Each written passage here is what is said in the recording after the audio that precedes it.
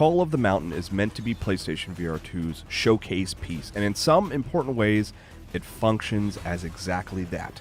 Firing off an arrow with a bow in VR feels great, and getting a chance to see the world of Horizon from a novel perspective can be exhilarating.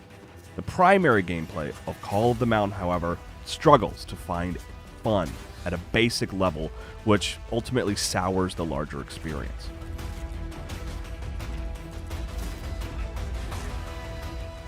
Call of the Mountain features a perfunctory cameo from Aloy to remind you that you are in her world, but this game follows Rias, a former Shadow Karja who has been offered the rare opportunity to receive a pardon for his crimes as long as he tackles what could be a suicide mission.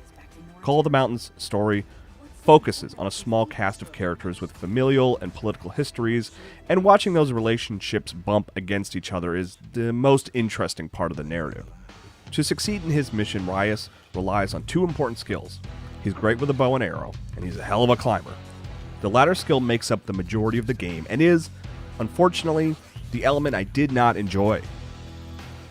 Moving Rias' arms to propel him up a cliff face or climb a rope rarely ended in failure, but it meant the vast majority of my time involved pantomiming the motion of a cat scratching a wall while my face was inches away from a cliff. It just isn't fun to perform, even if it does work. Tools unlocked through the course of the game, like the ability to create zip lines in specific situations or toss a rope above your head, adds some variety, but it never manages to overcome how unenjoyable basic climbing is. Combat, on the other hand, can be thrilling, and it doesn't take long to feel like an expert marksman. Robot battles happen in specific arenas and change your abilities. Rias strafes his opponents in a circle and can do a quick dodge to escape attacks, and it all feels fast and fluid. Like the core Horizon games, knocking off specific armor elements rewards higher damage, though it acts more like a bonus here than a core mechanic. I particularly enjoyed the one-on-one battles against the larger robots that required a few more strategies than simply aiming for the right section, like setting off large explosives at the right time. I suspect Call of the Mountain does a lot to assist with your aim, but I absolutely welcome it. Shooting stormbirds out of the sky with a well-placed shot or hitting that optional target from what feels like a mile away is always rewarding.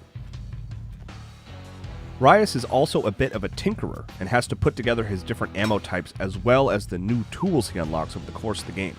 Attaching arrowheads and explosive canisters to arrows or wrapping a piece of rope around a new tool is a small but enjoyable action to perform in VR.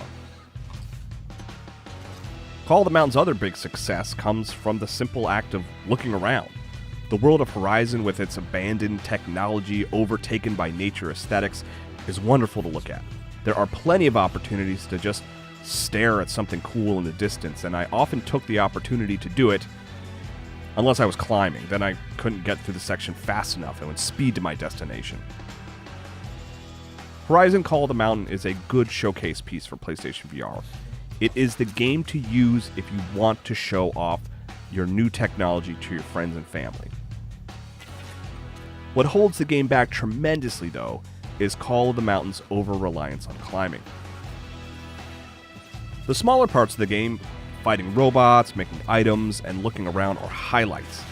Pulling yourself up a mountain isn't, and that's where you spend most of the approximately 6-hour experience.